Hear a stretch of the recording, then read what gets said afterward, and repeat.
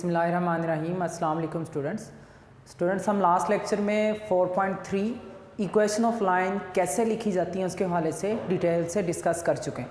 अगर आपने वो लेक्चर अपने पास नोट किया होगा और आपने ये लिखा होगा तरतीब से कि इक्वेशन ऑफ लाइन लिखने के हमारे पास क्या मेथड हैं, तो बेटा आज हम जितने भी क्वेश्चन करेंगे इंशाल्लाह वो आपको बहुत जल्दी समझ आ जाएंगे। जैसे पेज नंबर 216 के ऊपर है क्वेश्चन नंबर 9 है और पेज नंबर आपका आता है बेटा 216। इसमें देखो क्या लिखा है, find an equation of a line, equation of, ये स्मार्ट सिलेबस में नहीं है लेकिन बेटा एमसीक्यू में ही आ सकता है, ऑफ द हॉरिजॉन्टल लाइन, एक हॉरिजॉन्टल लाइन की इक्वेशन लिखो थ्रू, जो कहाँ से पास आउट करती है बेटा 7,-9। तो इसका बी पार्ट जो स्मार्ट सिलेबस का हिस्सा है, इसमें क्या लिखा हुआ बेटा हमारे पास, दी वर्टिकल लाइन, एक वर्टिकल लाइन होनी चाहिए जो कहाँ से पास आउट करती हो, थ्रू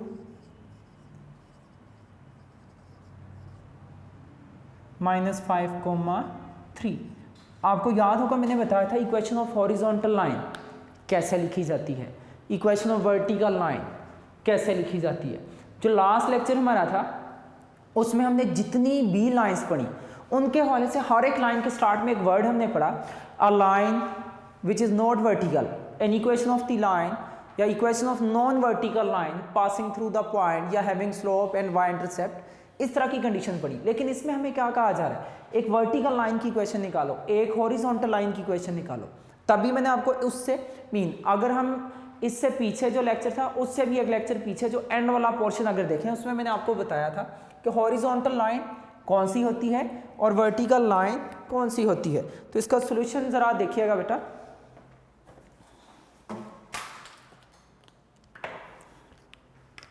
सॉल्यूशन में हम क्या लिखेंगे कि हमें बताया we know equation of a horizontal line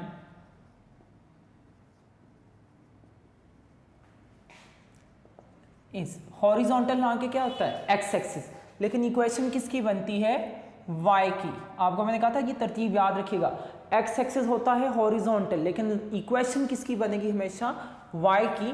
तो यहाँ पे आपको बेटा देखो x, y की फॉर्म नजर आ रही है, तो यहाँ पे y इज इक्वल टू क्या होगा बेटा, सो रिक्वायर्ड लाइन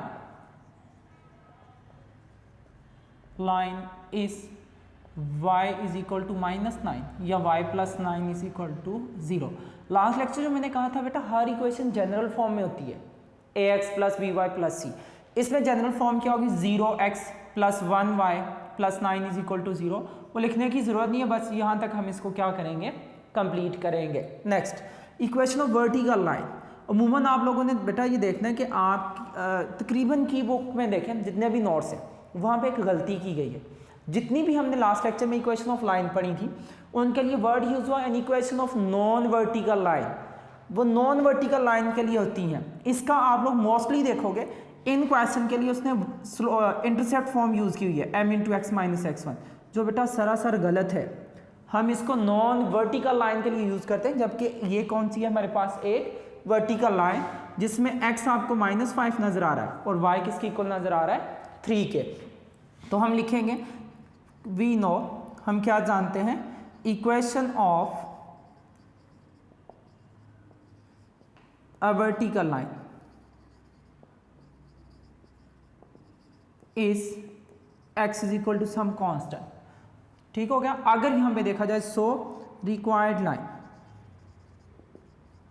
वो रिक्वायर्ड लाइन क्या होगी, x इज इक्वल टू -5 या x + 5 is equal to mean 1x + 0y + 5 is equal to 0। अब देखो फॉर एग्जांपल आप कहो कि कैसे हॉरिजॉन्टल तो होता है, हमें इतना तो पता है कि हॉरिजॉन्टल होता है, ये स्केच करने की जरूरत नहीं है, सिर्फ आपको समझाने की हद तक बता रहा हूँ। आप कहोगे बेटा कि हॉरिजॉन्टल तो x एक्सिस होता है, कैसे हम बेटा इसके लिए y की लाइन लिखते हैं, जरा नोट करो, y इज इक्वल टू यहाँ पे क्या नजर आ रहा है, -9। आप -9 का ग्राफ बनाओ, तो -9 का ग्राफ क्या एक हॉरिजॉन्टल लाइन बनेगी, नहीं बनेगी, ये एक लाइन बनेगी जो y इज इक्वल टू किसको बताती है, same x is equal to -5, ये ज़रूरत नहीं है, वैसे मैं समझाने की हद तक बेटा आप लोगों को बता रहा हूँ। x नेगेटिव, फिर y और y का कौन सा पॉइंट है, नेगेटिव पॉइंट।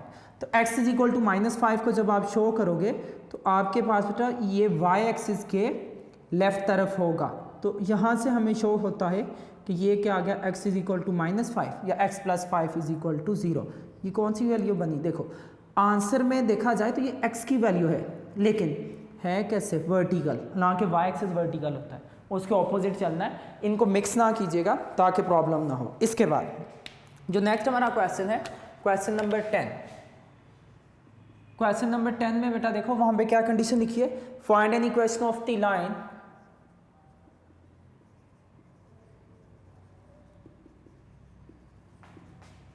अगर आपने वो लास्ट लेक्चर जो मैंने लाइंस लिखने के मेथड बताए थे, अगर वो सुना होगा, अच्छी तरह से नोट किया होगा, तो समझो बेटा ये क्वेश्चन इंशाल्लाह आपको सारे के सारे आते हैं। ए जो स्मार्ट सिलेबस में शामिल है बेटा, ए क्या है, थ्रू ऐसी लाइन जो कहाँ से पास आउट करती है, पासिस थ्रू द पॉइंट -6, वो पॉइंट क्या है -6,5 एंड हैविंग स्लोप। वो ऐसी लाइन है जो पास आउट करती है -6,5 से, और उस लाइन की स्लोप किसके इक्वल है, 7 के।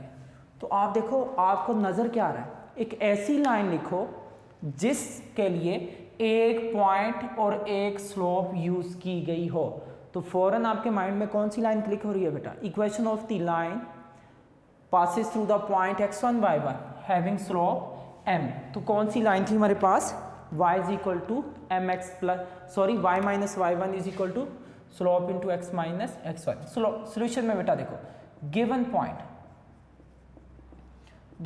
क्या दिया है, जिसको हम नाम दे देते हैं x1 y1 का, जो किसके इक्वल है -6,5, और स्लोप इज इक्वल टू क्या है, and slope is equal to m, जो किसके इक्वल है 7 के। रिक्वायर्ड लाइन इज, वो कौन सी लाइन होगी, y -y1 is equal to slope into x minus का x1। यहाँ पे अगर देखा जाए आपके पास y1 की वैल्यू क्या नजर आ रही है, y -y1 की वैल्यू यहाँ पे क्या दी हुई है 5 इज इक्वल टू स्लोप की जगह पे 7, x माइनस x1 की जगह पे क्या लिखा हुआ है 6। आप मल्टीप्लाई करो, y -5 is equal to 7 into x plus का 6 हो जाएगा, y -5 is equal to 7x और 7 6 का क्या हो जाएगा 42। हम क्या करेंगे, ये जो दोनों साइन है दूसरी तरफ जाके क्या हो जाएंगे चेंज, 7x प्लस 42। नेक्स्ट हमारे पास जो वैल्यू आ रही है प्लस का y इधर जाके माइनस हो जाएगा, और जो माइनस का 5 है वो दूसरी तरफ जाके प्लस।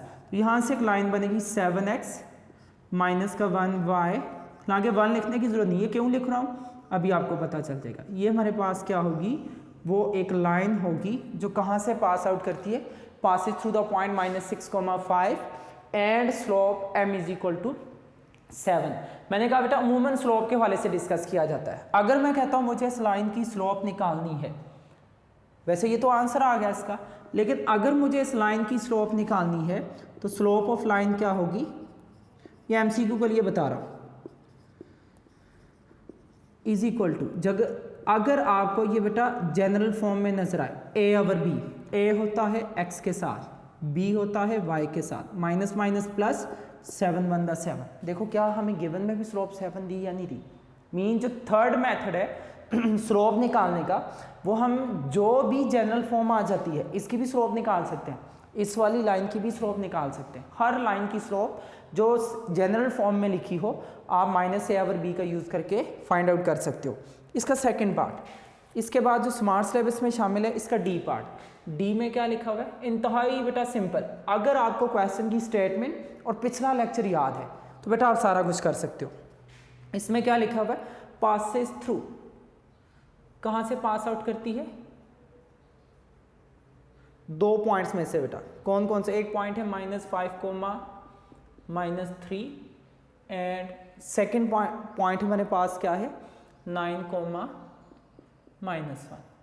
अब जरा माइंड में तो लेके आओ, वो कौन सी इक्वेशन ऑफ लाइन थी जो 2 पॉइंट्स में से पास आउट करती थी? माइंड में लेके आओ, सॉल्यूशन में लेट कर लो। जो हमारे पास p इंटू x1y1 है, एक पॉइंट है जो किसके इक्वल है -5, -3, एंड जो सेकंड पॉइंट है वो हमारे पास है q इंटू x2, y2, जिसकी वैल्यू हमारे पास क्या रही है 9, -1।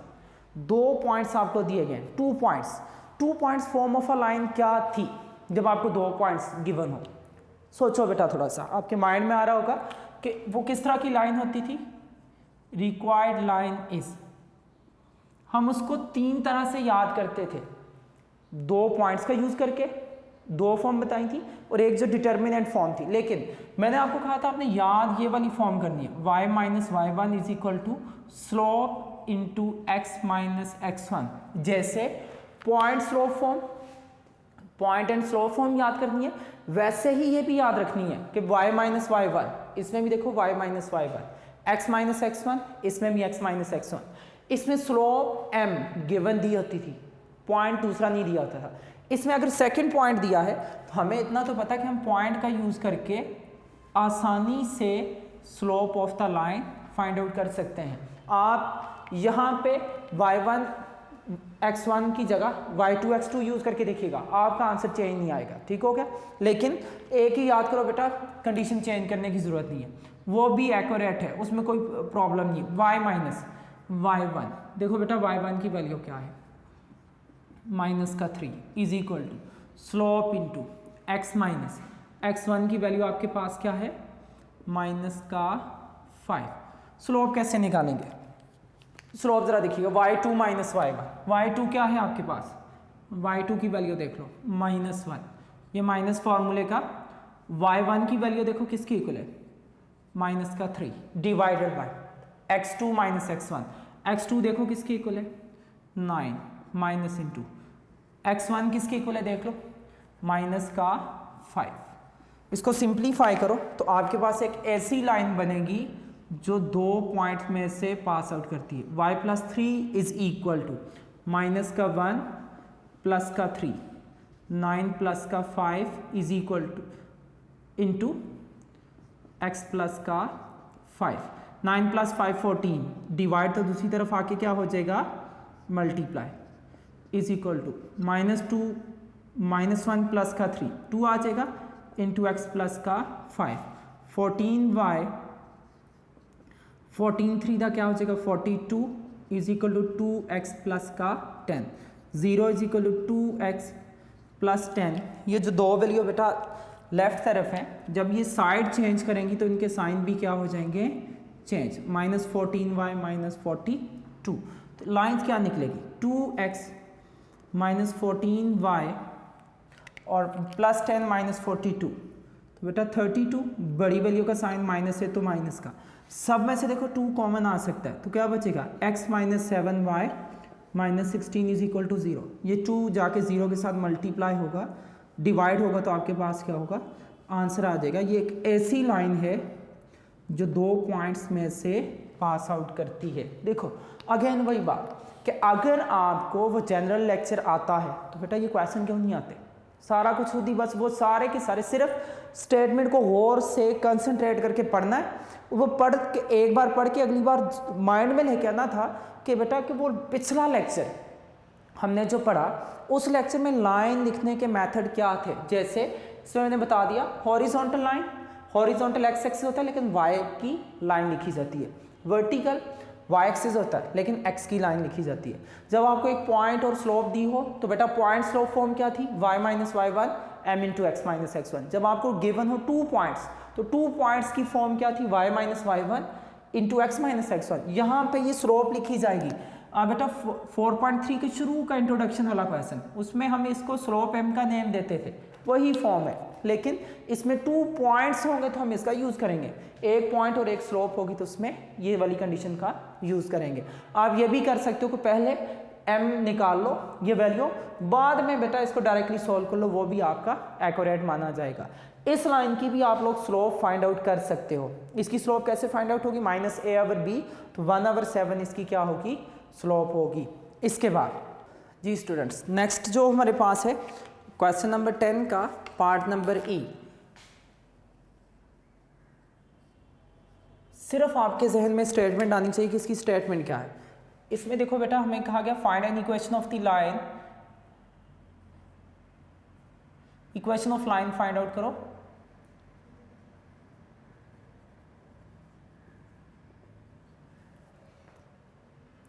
कौन सी लाइन होनी चाहिए? With y intercept. उसका y इंटरसेप्ट किसके इक्वल है? इज इक्वल टू -7, और उसकी स्लोप किसके इक्वल है? Slope is equal to -5। अब जहन में लेके आओ, थोड़ा सा कंसंट्रेट करो। पिछला लेक्चर जरा माइंड में सोचो कि जब हमें स्लोप और y इंटरसेप्ट दिया होता था तो हम कैसे इक्वेशन लिखते थे। सॉल्यूशन में हम क्या लिखेंगे? हमें गिवन के मुताबिक जो नज़र आ रहा है y इंटरसेप्ट, जिसको हम नाम देते थे c का, उसकी वैल्यू किसकी इक्वल है? -7। और स्लोप जो होती थी उसको अमूमन हम नेम देते थे m का, उसकी वैल्यू क्या है? -5। Required line is,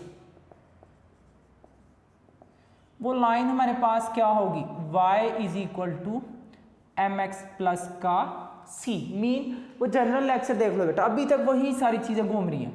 y is equal to क्या होगा? m की जगह पे -5 और कांस्टेंट c की जगह पे -7। ये दोनों दूसरी तरफ आएंगे तो साइन क्या होंगे? +5x plus 7 is equal to 0, या क्या होगा? 5x। 1y लिखने की ज़रूरत नहीं है, लिखने की सिर्फ इतनी सी रीज़न थी बेटा कि आपको MCQ क्लियर हो जाए। आपको कहा जाए बेटा इस लाइन की स्लोप क्या होगी, तो आप लोग क्या लिखोगे? m is equal to minus में a over b, a is a coefficient of x, b is a coefficient of y, plus c is equal to 0। देखो आपके पास आंसर क्या है? स्लोप आ गई -5। देख लो गिवन में भी क्या आती थी, मीन के हम एक जनरल फॉर्म से स्लोप a over b का यूज़ करके फाइंड आउट कर सकते हैं। इसके बाद जो नेक्स्ट हमारा क्वेश्चन है क्वेश्चन नंबर 13। क्वेश्चन नंबर 13 में भी ऑलमोस्ट वही कंडीशन है बेटा, सिर्फ आपको थोड़ा सा कंसंट्रेट करना है। Find an equation of the line through,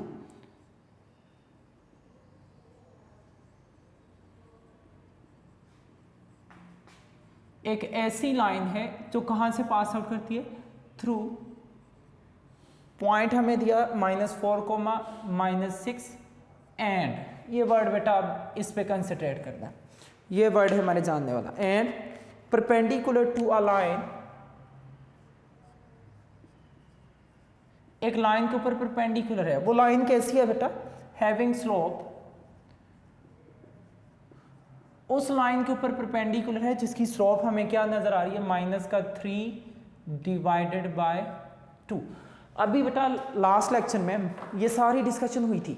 मैंने आपको बताया था कि अगर दो लाइन एक दूसरे पे आ जाती हैं परपेंडिकुलर, अगर एक की स्लोप आपको पता दूसरे की स्लोप, एक स्लोप गिवन हो, सेकंड फाइंड आउट करने के लिए हम क्या करते हैं? इसका नेगेटिव करके उसका क्या कर लेंगे? रेसिप्रोकल। इसमें भी देखो तकरीबन ऑलमोस्ट वही कंडीशन होगी। थोड़ा सा अगर आपको इसको कंडीशन में कन्वर्ट करोगे तो इंशाल्लाह आपको समझ लग जाएगी। हमें ये कहा जा रहा है बेटा कैसी लाइन फाइंड आउट करो। ये समझो बेटा हमारे पास है रिक्वायर्ड लाइन जो हमने फाइंड आउट करनी है, जो परपेंडिकुलर है किसके ऊपर? ऐसी लाइन के ऊपर परपेंडिकुलर है जिस लाइन की स्लोप हमें किसकी इक्वल नजर आ रही है? -3 डिवाइडेड बाय 2। अब देखो एक पॉइंट तो हमें मिल गया, उस पॉइंट की वैल्यू थी -4, 7, और ये कौन सी हमारे पास? Required line. रिक्वायर्ड लाइन की स्लोप हमें, सॉरी ये गिवन लाइन, गिवन लाइन की स्लोप हमें पता बेटा, लेकिन जो रिक्वायर्ड लाइन है उसका सिर्फ पॉइंट पता है। हमने कोई ऐसी इक्वेशन लिखी जिसमें सिर्फ एक पॉइंट, वो वर्टिकल या हॉरिजॉन्टल, एक स्पेसिफिक वर्ड होता था, इसमें वर्टिकल और हॉरिजॉन्टल नहीं यूज हो रहा है। इसमें कह रहा है एक लाइन लिखो जो एक पॉइंट में से पास आउट करती हो और वो परपेंडिकुलर हो एक लाइन के जिसकी स्लोप क्या हो? -3/2। सॉल्यूशन के लिए हम क्या लिखेंगे कि हमें जो गिवन दिया है आपके पास पॉइंट x1 y1, उसकी वैल्यू आपके पास किसकी इक्वल है? -4, -6। ये एक पॉइंट दिया आपको, पॉइंट के साथ अगर आपको स्लोप दी होती तो पॉइंट स्लोप यूज़ करते, दूसरा पॉइंट होता तो हम 2 पॉइंट्स का यूज़ करते। यही 2 फॉर्म हमने पढ़ी पॉइंट्स को लेके, लेकिन इसमें देखो हमें कुछ हद तक क्लियर किया गया। वो क्लियर क्या है, पॉइंट आपको दिया गया, स्लोप की बात की गई है कि स्लोप है तो पॉइंट स्लोप फॉर्म आ जाएगी, सिंपल बात। लेकिन पहले स्लोप को किस तरह से निकालेंगे, स्लोप ऑफ इंतहाई सिंपल है बेटा, given line. Slope of given line किसके इक्वल है, -3 divided by 2 due to perpendicular. Perpendicular होने की वजह से मैं यहाँ पे फार्मूला इसका ज़रूर लिख देता हूँ ताकि आपको समझने में आसानी हो। हमने क्या पढ़ा था, इनका प्रोडक्ट -1 होता है, या परपेंडिकुलर होने में हम ये पढ़ते हैं बेटा कि एक स्लोप दूसरे का क्या होती है, negative reciprocal. Slope of required line is equal to, हमने क्या करना है, negative reciprocal of given slope. Negative मैंने निकाल लिया, अब जो गिवन स्लोप थी उसका रेसिप्रोकल करो। उसका रेसिप्रोकल क्या होगा, ये माइनस तो माइनस रहा, इसका रेसिप्रोकल क्या होगा, 2 डिवाइडेड बाय 3। तो ये माइनस माइनस क्या हो जाएगा, प्लस का 2/3। सो m इज इक्वल टू क्या होगा, 2/3। हमें देखो परपेंडिकुलर में बहुत आसानी होती है, आप डायरेक्टली भी ये स्टेप भी ना करो, ये वर्ड मैंने सिर्फ एक्सप्लेन करने के लिए किया कि आपके पास जो गिवन स्लोप होगी उसका करेंगे नेगेटिव, नेगेटिव करने के बाद उस स्लोप को क्या करेंगे, उल्टा देंगे, तो हमारे पास वो गिवन जो लाइन होगी उसकी स्लोप आ जाएगी। देखो आपको मिला एक पॉइंट और एक स्लोप, जब पॉइंट और स्लोप दिया हो तो बेटा पॉइंट स्लोप नाम से बस याद कर लो। तो रिक्वायर्ड लाइन इस, हमने पढ़ा कि जब पॉइंट स्लोप फॉर्म हो तो रिक्वायर्ड लाइन क्या होती है, y minus y1 is equal to m into x minus का x1। यहाँ पे हमें तकरीबन वैल्यू गिवन दी गई है बेटा, y माइनस y1 की जगह पे क्या लिखेंगे, ये स्टार्ट में नजर आ रहा है, y minus y1 is equal to slope into x minus x1। जो डिवाइड है दूसरी तरफ जाके क्या हो जाएगा, मल्टीप्लाई। तो क्या लिखेंगे, 3 इंटू वाई प्लस का 6 is equal to 2 into x plus का 4। इसको मल्टीप्लाई करो, सिंप्लीफाई करो तो आपके पास क्या होगी, एक लाइन आ जाएगी, 3y plus 18 is equal to 2x plus का, ये दोनों प्लस तो दूसरी तरफ जाके क्या हो जाएंगे, 0 is equal to 2x minus का 3y। तो यहाँ से अमूमन हम बेटा यही कोशिश करते हैं कि हमारे पास x का कोफिशिएंट क्या रहे, पॉजिटिव है। 8 माइनस 18 क्या होगा, माइनस का 10 इज इक्वल टू 0।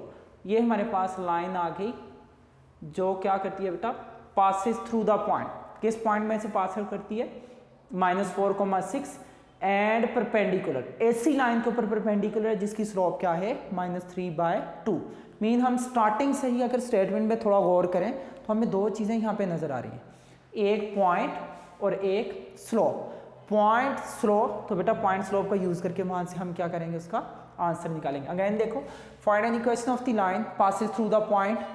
हमने कहा कि हमें गिवन दिया है कि एक लाइन इस पॉइंट से पास आउट करती है -4, -6, ये एक बात आ गई। नेक्स्ट हमें ये कहा जा रहा है ये ऐसी लाइन होगी जो परपेंडिकुलर होगी एक लाइन के ऊपर जिस लाइन की स्लोप क्या है, -3/2। Mean slope of given line -3/2 due to perpendicular. जो हमें गिवन दिया कि लाइन्स एक दूसरे के परपेंडिकुलर होंगे।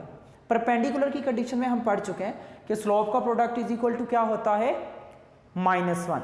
अगर स्लोप का प्रोडक्ट -1 होता है, यहाँ से ही मैंने आपको ये सारी तरतीब बताई थी कि आप m1 को -1/m2 लिख सकते हो या m2 को -1/m1। Mean 1 is the negative reciprocal of other. देखो m1 m2 का नेगेटिव भी है और उसका उलट रेसिप्रोकल भी है, m2 m1 का नेगेटिव भी है और उसका रेसिप्रोकल भी है।